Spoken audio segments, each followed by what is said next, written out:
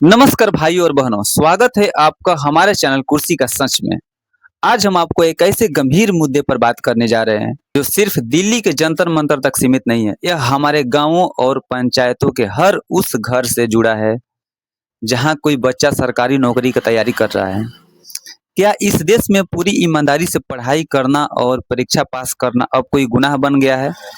सालों तक दिन रात एक करके खेतों में पसीना बहाकर और छोटे छोटे कमरों में रहकर मेहनत करने वाले हमारे ग्रामीण युवाओं के अब अरमानों पर आखिर पेपर लीक करने वाले ये भ्रष्टाचारी कब तक पानी फेरते रहेंगे?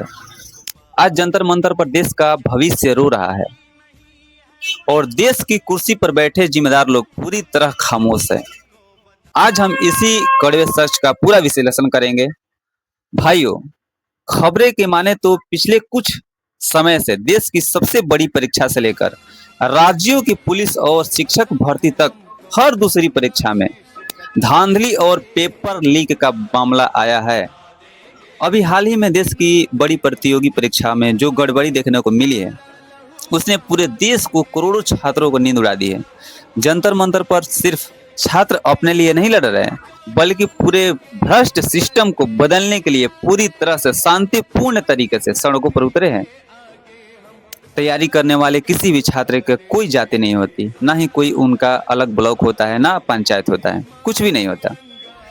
उनका सिर्फ एक ही मजहब होता है और वह है कड़ी मेहनत। लेकिन जब परीक्षा से ठीक एक रात पहले पेपर लाखों करोड़ों रुपए में बिक जाता है तो दिल सिर्फ दिल्ली में बैठे छात्र का नहीं टूटता, दिल गांव में बैठे उस बूढ़े किसान बाप का भी टूट जाता है जिसने अपनी जमीन गिरवी रखकर कर्ज लेकर अपने बेटों को शहर में पढ़ने के लिए भेजा था। भाइयों, हमारा कानून और संविधान हर युवाओं को बराबरी से आगे बढ़ने का पूरा अधिकार देता है, लेकिन ये चंद बेईमान लोग और परीक्षा कराने वाले बड़ी बड़ी एजेंसियां पूरे सिस्टम को दीमक की तरह चाट रही है। सरकारें आती है और चली जाती है, लेकिन जब तक इन माफियों के खिलाफ कोई सख्त और ऐतिहासिक कानून नहीं बनेगा तब तक हमारे युवाओं का भविष्य ऐसे ही अंधेरे में लटका रहेगा। छात्रों की मांग बिल्कुल जायज है और मर्यादित है।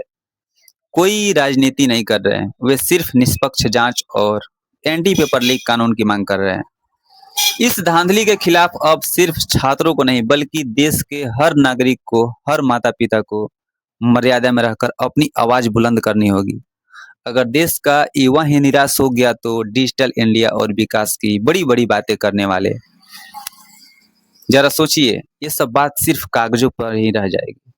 अगर आपके घर या आपकी पंचायत में भी कोई बच्चा सरकारी नौकरी करता है या आप करते हैं तो क्या आपके राज्य में भी ऐसी परीक्षाएं होती है, लीक होती है या बढ़िया से चल रहा है? यदि आपको ये सब सही लग रहा है तो भी कमेंट बॉक्स में जरा बताइएगा कि कैसे सही लग रहा है। और यदि गलत लग रहा है तो क्या ये ऐसे ही चलते रहना चाहिए कि इस पे कोई कानून बनना चाहिए? कमेंट बॉक्स में जरूर आइएगा। हम ऐसे तो गांव से आते हैं लेकिन ऐसे खबरें देखकर दिल दहल जाता है, इसीलिए सोचे कि थोड़ा सा वीडियो बना दे। धन्यवाद।